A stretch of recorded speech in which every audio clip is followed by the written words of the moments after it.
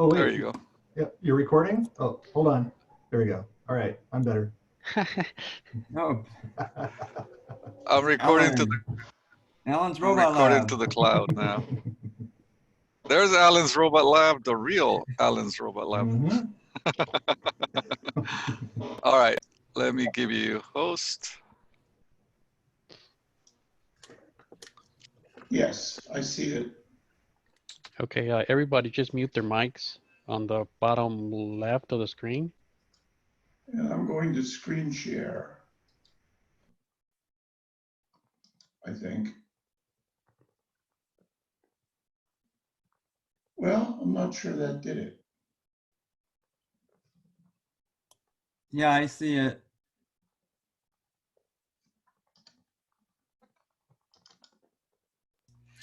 It's showing your web browser. Okay, is it? Oh, there you go. We It's see showing Jetbot. Jetbot. Jetbot, yeah. And can you see my mouse cursor? Yes. Yes. Good, I'll use that for a pointer. Okay.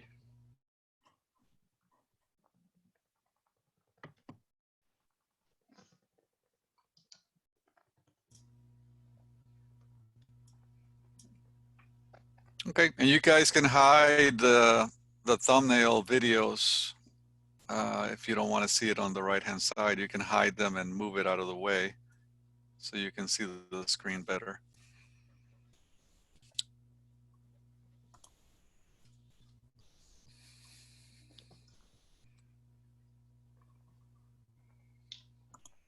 And are we good to go? Whenever you're ready. Thomas was cut off, he said. Yeah, I don't see Thomas on the list anymore. Yeah, he said he was cut off and he can't get in anymore. Oh, really? Weird. Let me see if I see the list here. When I speak, do you see me or do you see Jetbot? No, you're in Jetbot. a little bar on the side, but your screen is on the front and center. Okay, You Yeah, just, we yeah. see the screen, perfect. your screen.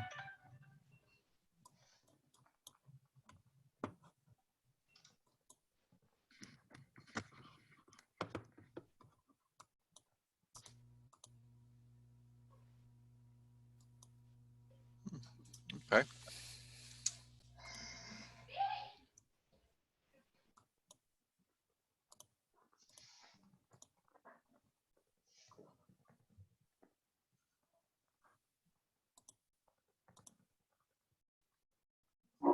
Looks like Thomas is reconnecting. Yeah, I see him there.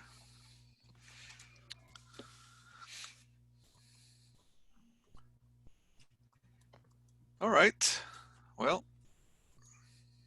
And this used to be up at the top. Let's see if we can move this.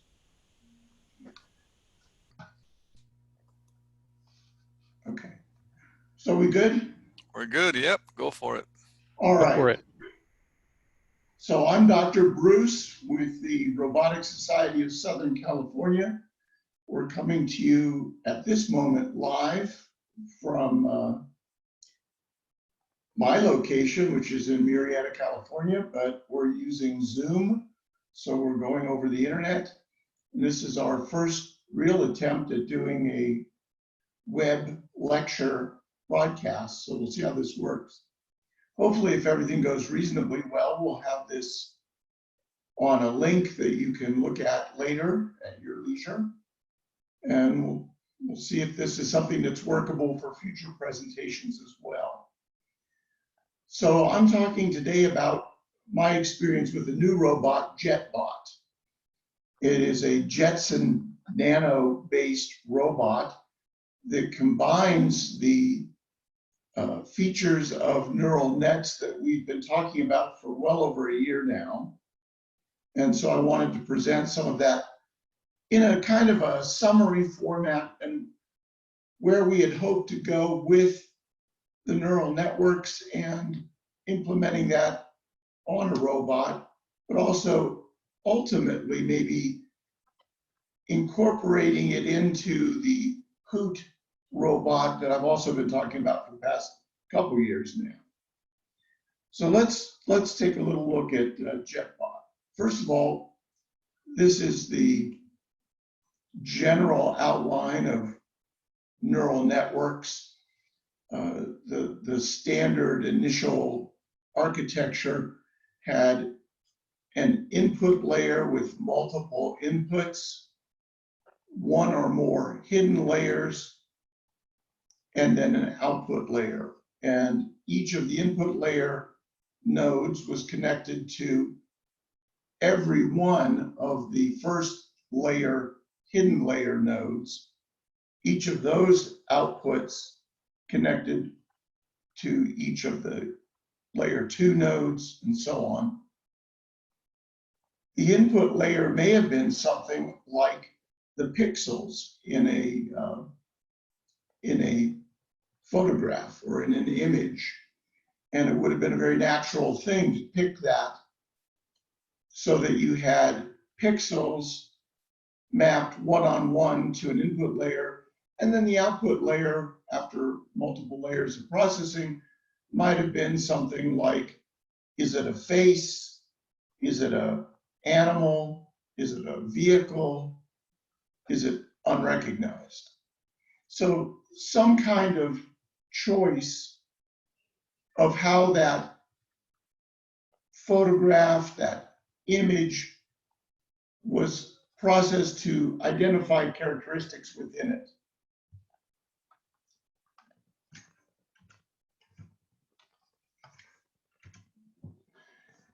One of the problems with the standard early models was that you would think that deeper and deeper layers of a neural net would get you better and better layers of recognition. More processing, more recognition. Turns out that's not always true. In fact, there's a problem. If you get too much, you run the risk of overfitting your data. And overfitting, as we've seen, is a problem where you're training not on extracted information, but actually on the images themselves, so that when you present new images, you don't get good results. But another problem with multiple layers, and we talked a little bit about this, and even did a little bit of a demonstration during one of the presentations, is the problem of the vanishing data from the first layers as it gets processed, gets less and less significant as it enters into the subsequent layers. So a 3 or 4 layer neural net doesn't have too much problem retaining or remembering the information that's in the input layers. But as you get into multiple layers, 50 layers, 100 layers, more layers, the information that's presented in those initial input layers gets diluted, and it gets lost as the subsequent layers occur. And it can get to the point where your neural net, by the time you get to an output layer, it simply doesn't remember what the input was anymore. So one of the ways that they can do something about that is to take information from an early layer, put it into the next layer, but also simultaneously input that into a more a deeper subsequent layer, and basically recreate that layer, at least some of the data, in subsequent nodes. So there's an initial transfer of information into each subsequent layer, but it also can skip a layer or skip 2 layers and create a residual memory, if you will, of earlier layers passed on to subsequent layers. And that's what's meant by a residual net, or ResNet is the abbreviation. And this turns out to allow you to pass layer information even multiple layers deep, so that by the time you're looking at 50 layer neural nets or 100 layer neural nets, you're not losing all of that input. All of that input layer is filtered, it's processed, but some of it is kept in the residual loops that process down, and you don't suffer with the vanishing gradient problem. So you get more information extracted out.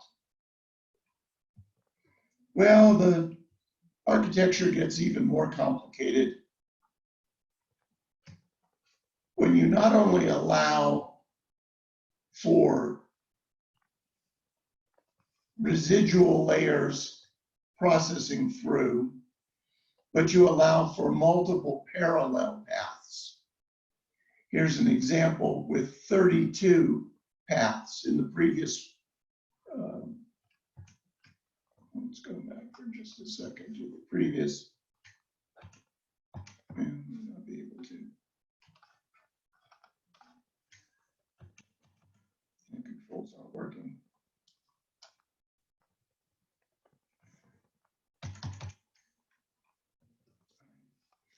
In the previous example, we just had one path, and then there was a residual path around one of the layers. In this example, there's not just one path. There are multiple paths, and each one has 200, in this particular example, 256 inputs, and then multiple outputs. And they're all configured the same, but there are 32 separate ones. So each of these will be filtering and learning something different as the pathways are processed, with that residual layer or residual information still getting passed to all of their outputs. You can't do this with a CPU in regular time. This is something that requires GPU and massive parallel processing. And fortunately, we have that now.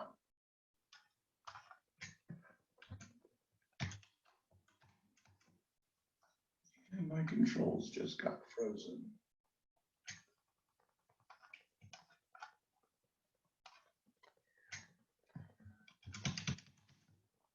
Okay. I'm going to click out of this and see if we can't get back into where I'm trying to have controls. Here we go. Okay. And the way we do that is with something like the Jetson Nano. This is the Jetson Nano. It's a CPU, but it's also a GPU, all on a single board. It's got a power plug, it's got an Ethernet plug, it's got 4 USB plugs, and it's got a whole bunch of GPIO pins. The similarity of this is similar to the Raspberry Pi 4. My understanding is the Raspberry Pi 4 is 10 times faster than the Raspberry Pi 3. But in addition, and what sets it apart from the Raspberry Pi 4 is it has the GPUs on the same board. So it can be used exactly the same way that you use any other single board computer. It's much more powerful than the Arduino, but you could use it like an Arduino. It's much more powerful than the Raspberry Pi 4. While the CPUs are comparable, the GPU is what sets it apart. But you could still use it the way you use an Arduino or a Raspberry Pi with the GPIO pins and build it out the way you do your other single board computers. This board is $96. So keep that in mind as we go and take a look. Here it is on a robot. And this is the robot that I have that we'll be talking about in more detail. The Jetbot, Jetson Robot, Artificial Intelligence Kit. It's the AI smart robot based on the Nvidia Jetson Nano, which uses a 4-core Cortex A57 CPU and 4 gigabytes of 64-bit RAM. If you're not impressed already, it also has a 128-core GPU graphic processor. And that's what makes this the real powerhouse that it is. It's on a real simple robot base with 2 DC motor drive wheels. It's got a little webcam, mini cam on it. And it's got a Wi-Fi card, so you can connect to it by Wi-Fi. But this is basically the kit that I used with that $96 board, and all the rest of the components come in the kit. You assemble it, very simple to do. The real advantage with this kit is it also comes with all the software that you need to get up and running. It's running Python, it's running the example code for several examples, which I hope to show you at least a couple. And you can get this thing up and running in a very short period of time and then do your own experiments with it. So how fast is it? Well, I had to look this up just so I had some basis, but you can see. Flops are floating point operations per second. And that's typically how you measure how fast the computer is. A megaflop is 1,000,000 floating point operations per second. The first Cray computer, the first supercomputer, was capable of doing roughly 160 megaflops, 160 million floating point operations per second. Next comes gigaflops in the billions. The Jetson Nano can do 32 gigaflops or gigaflops. The Jetson Nano is more powerful than the first Cray supercomputer, and it's running on your own little robot. My i7 desktop, and the numbers vary, but the i7 desktop is roughly 60 gigaflops. The numbers, I get different answers when I look it up on Google, but roughly 60. So it's in the same ballpark, maybe twice as fast as my Nano. And the Nano is running my desktop computer, for all intents and purposes, on my little tiny robot. The next step up is a teraflop. That's trillions. Petaflop is quadrillions. And it goes higher. Exaflop is quintillions. The human brain is estimated to be 1 exaflop. I don't know if that's true, but the estimate, 1 exaflop. The newest supercomputer in development is called Frontier, and it's going to be, they predict, capable of running 1.5 exaflops. So more computing power than the human brain. Now, I tried doing several floating point operations in my mind, and I wasn't able to get, for some reason, to 1 quintillion, but I was able to do at least 2 or 3 per second, so that was good.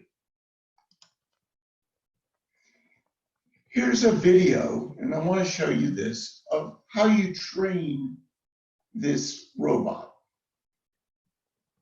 It's really kind of clever. They have a Python program set up, and you set little road pieces in front of the camera, and then you use a joystick to control this little blue stick on the screen, and point the stick left or right and up or down to where you would want your robot to go on this piece of road. And then you take a picture of it.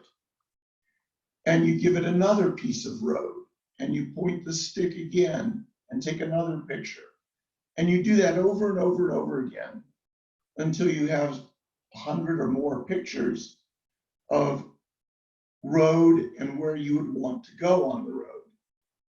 What it stores is the picture, and it also stores the XY coordinates of where you placed this green cursor.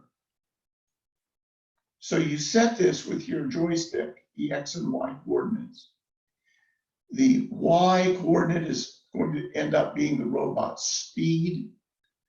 X and Y is whether it's turning right or left. And it stores those two numbers, the X and the Y, along with each picture. So when you're training your neural net in subsequent steps, you'll be giving it these pictures that you've recorded, and it will be trying to train to the XY output.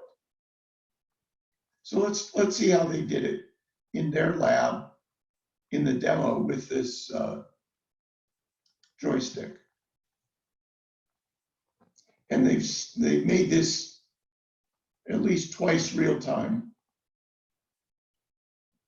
And you see them controlling the cursor with the joystick, giving it different pieces of road. And each time they settle, they take a picture. So here they are off the road a little bit, going around a curve, going on a straightaway, longer straightaway.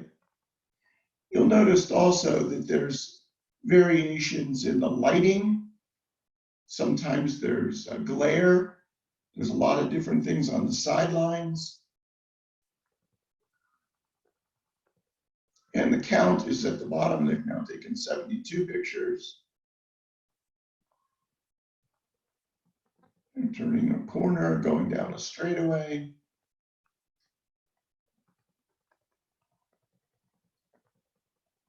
And it's important to get as many pictures as you can with different positions, different directions, and different lighting, because in the final step, they're going to try matching these photos to your real live webcam. So the first step is obtaining the data. They're almost done now. And here they've taken 123 pictures that they're going to use in their training data, their training set.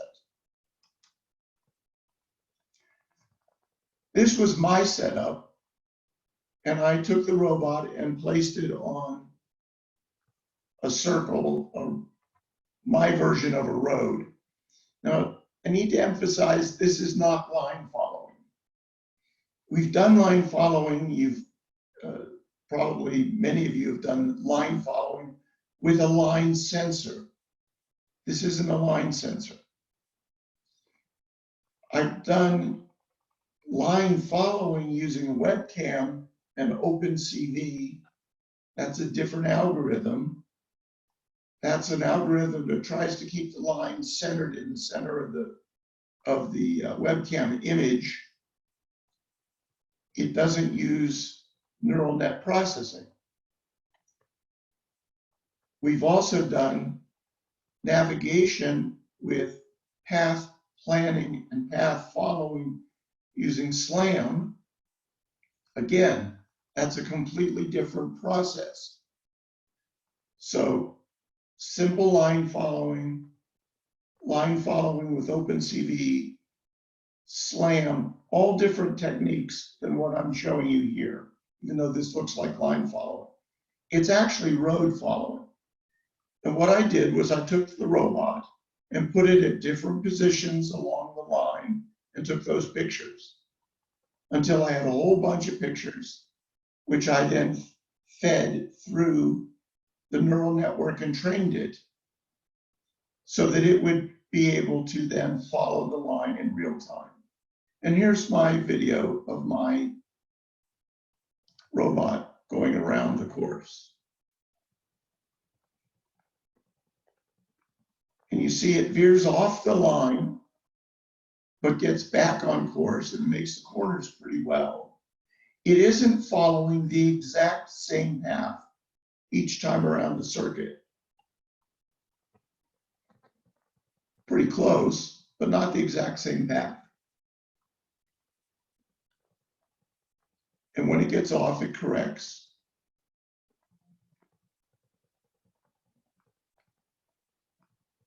And manages to go around and stay on the course. Let's not call it a line. It manages to stay on the course through several repetitions.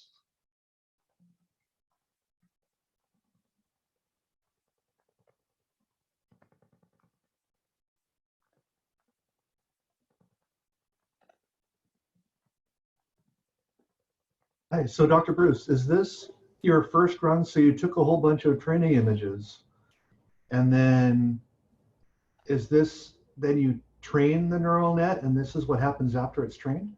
Yes. Nice. Yes, this is running in real time through the neural net filter on the images that I took during the training session. Do you remember So- how many images that you took for this one? About 50. They suggested that you take 100 or 200 images. I just got impatient, but I was surprised at how well it did with relatively few. So it actually was pretty good with relatively few images. But I think the course is relatively simple, and that probably helps. Nice.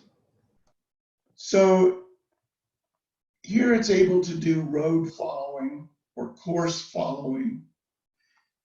And what are the shortcomings? Well, if it ran into a situation that it hasn't seen, it wouldn't know what to do. So if I put an obstacle in the way with this particular training set, I never told it what to do if there was an obstacle. It wouldn't really know what to do. Probably crash into it. I don't know. If we used line following, it would crash into an object. If we used OpenCV and a webcam, keeping a line centered and ended up in an unusual place, it would crash. SLAM is the only one that would really get it out of that predicament. And SLAM, as we've seen with path following, allows it to recognize there's an object, go around it, and get back on the path and get to its objective. But this is a start. So the next thing that they do is,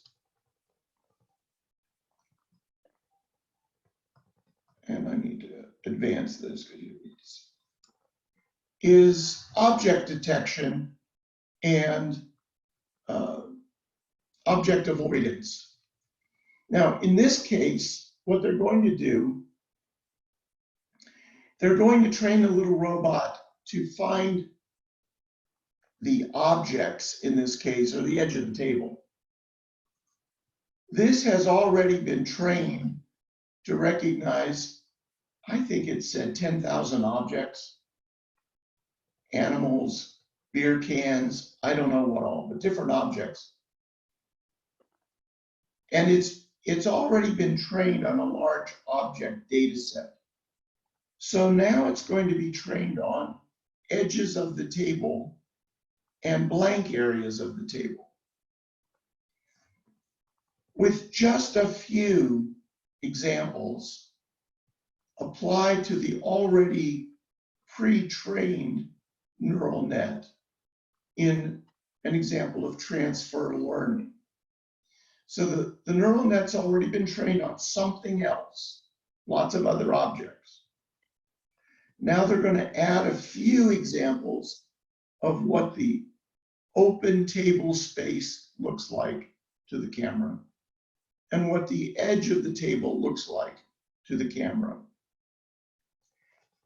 and add those into the pre-trained neural net, which now won't need as many examples because it's pre-trained on all those other ones, and it's got some notion of what an object is. So we're going to use transfer learning in this example to detect the edge of the table, and you'll hear the guy explain it.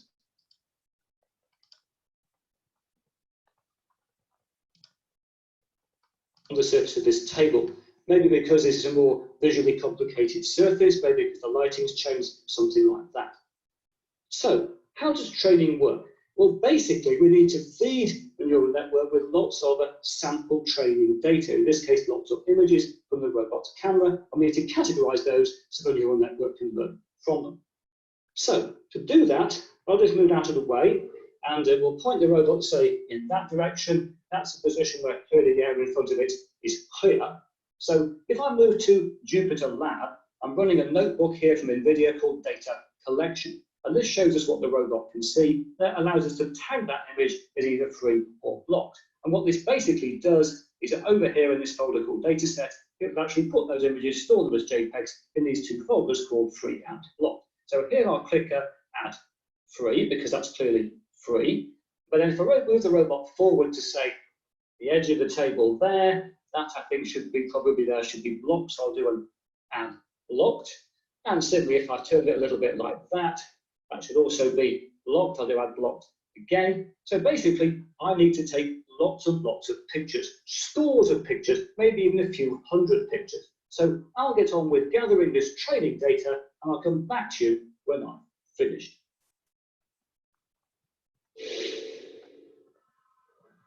So here I am back again. And as you can see, it's working.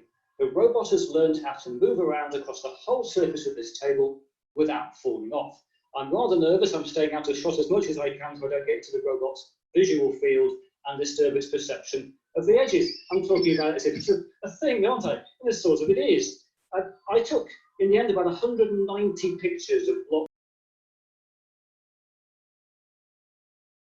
A new neural networking model to let the robot move around like this on the table. It's a rather involved process, all documented in the relevant Nvidia notebook, but it's basically what I talked about in my Jetson Nano vision recognition video, where neural networks are shown lots of sample data, lots of training data, and from that training data they establish connections so they can deal with perceiving the world here visually in the future. I thought it was going to fall off then, but it didn't. I'm still rather nervous about this. It works. This is the first neural network I've ever trained, and the result is, I think, pretty good. You can also train the neural networks used on the Jetson Nano, the Jetbot here, to do all kinds of other things. You can train it to follow edges, say on a road, to follow a road. You can train it to follow people, all kinds of things like that. This is really just the beginning, but hopefully this demonstration is a good example of what can be done with machine learning, with vision recognition and robotics. I'm certainly very pleased with the results of this test, and I hope that you've learned something from it as well.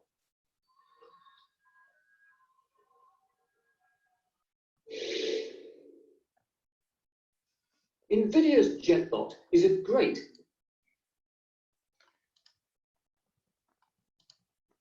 So he goes on.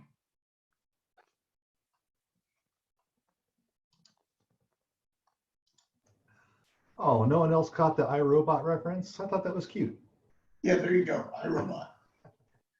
So he, that was a guy who does a lot of videos comparing different processors, different robots, different things. It's kind of a fun guy to watch, but I thought his explanation was particularly clear as far as training for edge detection in this case, but object detection. So I thought, okay, let me try my robot. He's got his, they look a little different, but they're the same robot. Basically, both running the Jetson Nano. And I thought, okay, I'll try running mine and see if I can't train it to run around my room and avoid, well, it's not going to fall off the edge, but it's got to avoid running into the wall, running into other objects. Now, this time I was really impatient. He said that he looked at a couple hundred images for both blocked and unblocked. I looked at a total of 30, which is really minimalist. I was surprised that it worked at all, but we'll see how this goes. He also demonstrated in that little video the Jupyter notebook that comes with this software. And it's all, again, written in Python, uses Anaconda as the primary download. And included in Anaconda is the Python processor and Jupyter notebook. And included with the Jetson Nano is the example for obstacle avoidance, for road following, for person following, different things. And it shows you step by step how to collect data, how to train the neural net, and then how to use it. So let's see how this works when I train my Jetson for obstacle avoidance in my robot room.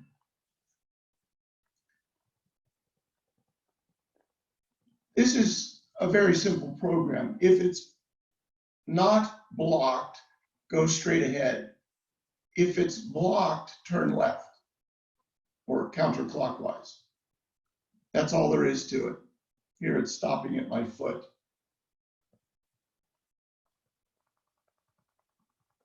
So Dr. Bruce, out of curiosity, how does he know that you're being blocked with a 2D camera? You take a picture of what's blocked and what's not blocked. Right, but there'd be a sense of scale, right? Because like your wall, I'm just trying to figure out what it's keying in on. It seems a little different from the line exercise. Here it looked at, it saw that little corner of newspaper on the floor and it went around it. Yeah. You're asking the ultimate question. What is it keying in on? It's a neural net. We don't really know the answer to what it's keying in on. It's been trained for objects, in this case, the wall, the door, my foot, but I only had it look at 30 objects. Now, it knows thousands of objects because it's been pre-trained and we're using transfer learning. So I added those 30 images to the thousands of objects it already knows about. And somehow it got the point. And it knows how to avoid walls, doors, my foot, the newspaper, different things along the floor. Again, it's only doing two things. It's only looking, if it's blocked, turn left. If it's open, go straight. And yet it's able to run around the room without bumping into things. Dr. Bruce, Yes. did you, how many, you said 30 pictures, like how many were near the wall, for instance, at different angles or near the corner of the door in the wall? That's Well, 15, roughly 15 of them were in open space. And the rest were either near the wall, at the angle of the wall, near the door, something. So I took about 15 of each. Okay, and including the chair leg and the newspaper and. No, I didn't take the newspaper. Ah. So I was quite surprised it didn't run over that, but it didn't. Oh, so it's, I mean, it hasn't, like you said, you have a big database, or you have a trained model in there that recognizes objects already. So Yes. is there essentially a heuristic in there that says, if I see an object in front of me, I am blocked? It The neural net takes the pixel data, feeds it to the neural net, comes up with one of two outputs, blocked or unblocked. So it's a binary output, blocked, unblocked. The Python program that follows, that uses that data, looks to see, is the output blocked? If yes, turn left. If no, go straight. It's literally an if statement. So it's just taking the binary output from the neural net, blocked or not blocked, using an if statement and saying, go left if it's blocked, go straight if it's not blocked. Did that answer your question? Right. Yeah. I mean, well, what I'm asking is, I mean, yeah, that answers part of it. It's what I'm getting at is from the trained model that's already in there, it can recognize many objects, correct? Yes. So if it sees an object, I mean, if it sees an object it recognizes from that old database, that old set, essentially, then it may return blocked or unblocked, essentially, right? I would think so. Remember, my understanding is they trained it on thousands of images of different things. And originally it had a 1,000 layer output, 1,000 items that it could categorize. And I don't know what those items specifically were, but it might have been a beer can, a shoe. I don't know what items were in their object classification, but it could classify 1,000 objects. This neural net has only two outputs, blocked or not blocked. So there's an additional layer to this neural net, one additional layer that outputs only two items. Right. So that sounds like there is some logic that says if I see I mean, I would assume there's something that is saying if I see an object, I'm blocked. If I don't see an object, I'm not blocked. Really, I mean, there's got to be a connection from the 1,000 objects plus whatever you put in to go down to the 2. It's a logical assumption, and how that actually plays out in the weights within the neural net are the magic of the neural net, right? Right. So there's no literal logic that's in the net somehow. I guess what I'm wondering is how they adapted the object classifier network into a block unblock. You know, you'd think there'd be some literal logic to do that. No. The object classifier has learned something about objects. It's learned something about colors, shapes, contours, lighting. It's learned something and encoded that into the neural net. I then gave it 30 images and said, this class of things is blocked. This class of things is not blocked. And it generalized from its knowledge of shapes with only 30 additional examples, to be able to say, okay, I can now run this thing around the floor. Okay, I'm starting to see it now. Then it really the only block unblocked information is coming from your data set. Correct. Okay, so somehow the magic of the net is inferring the other behavior. For like avoiding the newspaper, if that's what it indeed did, then that's coming from a combination of the the Combination of what it knew before and what I told it. great. Yeah.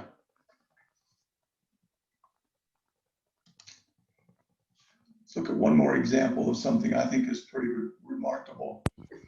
Can you hear me? Yeah. Okay. What's really happening is in the neural net, it has separate outputs. Those outputs can all be activated. But what Dr. Bruce did was he wrote a piece of program code that only looked at the blocked, unblocked output. And then he trained it for an open area to be unblocked. So as long as it sees an information packet that looks unblocked to it, it will continue to go. It doesn't have to recognize any other objects or anything else. All that particular output says is it's either blocked or unblocked. The other outputs are all still there. It's just that Dr. Bruce's other code is not looking at them. Well, it's using them. It is actually looking at.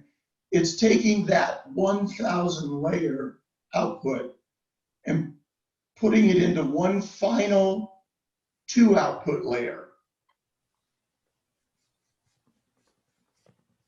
It's actually taking the output from that original neural net and filtering it through one additional layer that only has 2 outputs.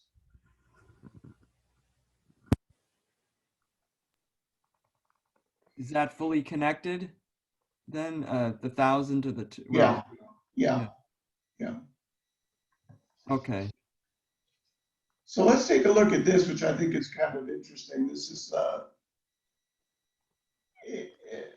student who is working on his PhD, and this is his PhD thesis project.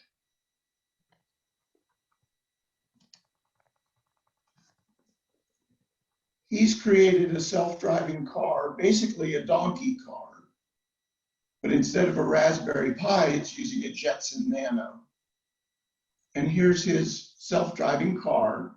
Remember, I did this with the line. He's going down a road, but exactly the same idea of using pictures to tell you whether you should be steering left or right and how fast you should be going.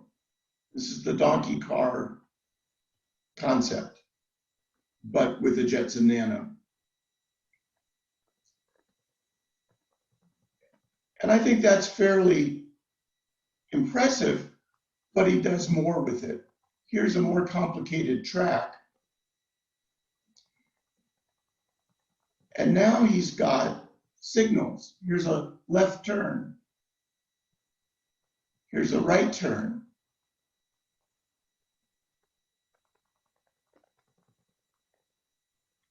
And he's still driving on the road, having made turns based on road signs.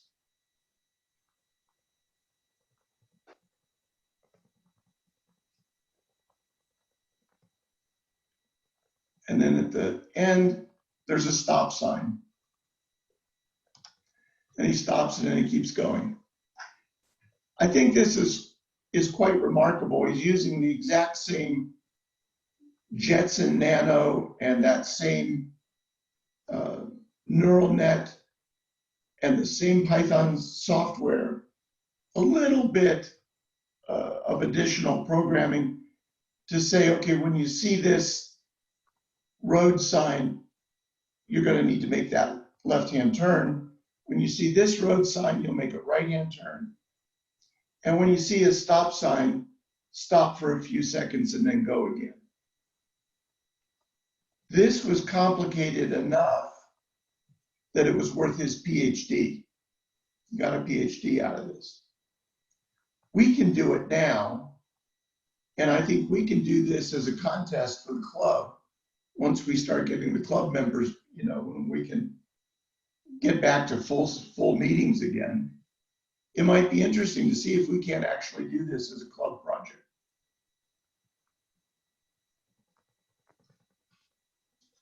If there are any other questions or comments, that's basically the end of my presentation. And I wanted you to see the Jetson Nano allows you to do neural net data acquisition, training, and then use for a number of different things. This was the most complicated one. I'm thinking that in the future, it might be something that we could integrate into the Hoot robot architecture. We have SLAM running, and SLAM allows you to navigate, do path planning and path following, even do obstacle avoidance, but it uses a LiDAR. And the LiDAR means that you're taking a thin horizontal section of space. This camera takes a picture of everything in front of you. So it allows you to see a much wider field of view. And it could easily tell you, with the example code I already showed you, is the way blocked or not blocked? And if it's not blocked and the LiDAR is on path, then keep going. But if there's something that it sees that the LiDAR doesn't, because maybe it's down too low, it's below the level of the LiDAR, or up too high, then it could signal that the way is blocked and have SlamTech program a way around the obstacle. So that might be a way of future development of integrating the Jetson Nano object detection and obstacle avoidance into the Hoot architecture. And that concludes what I had to present. Thank you. Thank you, Dr. Bruce. That was excellent. Thank Yeah. you. Thank you. Yeah, thanks, Dr. Bruce. Really good. So now, go ahead, Walter. Oh, no, go ahead. I just want to make sure that when you end the meeting, the recording will stop. So just so you know. Yeah, I just wanted to say, so maybe Walter, since you used to it, can you see if you can download the video and so we can put it on our YouTube? Yeah, what I do is I get a link to it. I get an email probably after it processes. It takes The link, yeah. about 30 minutes to process. Then I get an email saying, hey, here's the link for the video you just recorded. And then we can see from there. I can always record it again with another software to put it on YouTube. Or you can just click on the link that we're going to get and view it. And Okay, I'm going to stop the share if you guys need to discuss the technical. Dr. Bruce, Go ahead. Dr. Bruce, there's a question from the internet. Hey, can you hear me, Walter? Yeah. Yes, we hear you, Tim. There's a question on the chat, Zoom group chat from Thomas. If you From click Thomas, yes. bottom. What's the question? I don't see it. It says, Dr. Bruce, if you wanted to be blocked by, let's say, a beer can, would you add code to block the robot from hitting the beer? You would take a picture of what you wanted. You would take a picture of it and include that in the training set. Yeah, an important thing about this technique is it is for static arrangement of objects or whatever your static environment. It can't handle dynamic, so you need another layer for the dynamic nature of if something is gets in the way, it's another object that moves or whatever. That's where the LiDAR would come in, I guess, or other sensors. Well, not just the sensors, but the software. This is doing course following, but it isn't doing path planning or path following. And we've talked about the differences. The SlamTech does path following and path planning. So the SlamTech can recognize that there's an obstacle in the way and plan a path around it. Whereas this really can't do that. But it could signal that there's something in the way. The tricky part would be the fusion. It's always the fusion of multiple techniques that's the hard part. trying to add on to the, at some point, one would have to yield to the other. Like the neural net would say, I'm confused, and there would have to be a point where it yields to the other system somehow. Absolutely. As we like to say, that's just code. Right, but the neural nets are they're a little bit recalcitrant, right? I mean, they like to think on their own. Yeah, I don't think I would do this. I don't think I would do that part of it in the neural net. I would do that in Python code. Right, so you'd have to be, what I mean is like, there has to be a way to say, don't always use the neural net, well, obviously this guy did it with the turning the signs. The neural net sees the sign and then it gives the result, and then it kind of yields the command over, briefly anyway. Right. So that's all possible. It's all been done in this example, but it's all possible, yes. Cool. Okay, well, I'm gonna stop the share and we'll let you guys figure out the video. Thank you. Sure. Yeah, no, Thank you, Dr. Bruce. thank you so much. And it looks like there's more interest in this, so maybe we can schedule some more. We can do one a week or something, since we're gonna be indoors anyways. So send me an email, let me know what you like to present. And it looks like there's a interest for a show and tell. So we can always do like a show and tell session. You can show us your garage or whatever you're working on, and it'll be more open. And we can always do lectures like Dr. Bruce did. Sounds good. All right, good. Well, thank you so much. Send me an email with your suggestions and let me know. Thanks. Hey, thank you, guys. Thanks, Walter, for setting it up. Sure. Thank you. Well, it was pretty Awesome. cool, Walter. All right, cool. All right, thank you. And Dr. Bruce, you can end the session whenever you're ready. Here we go.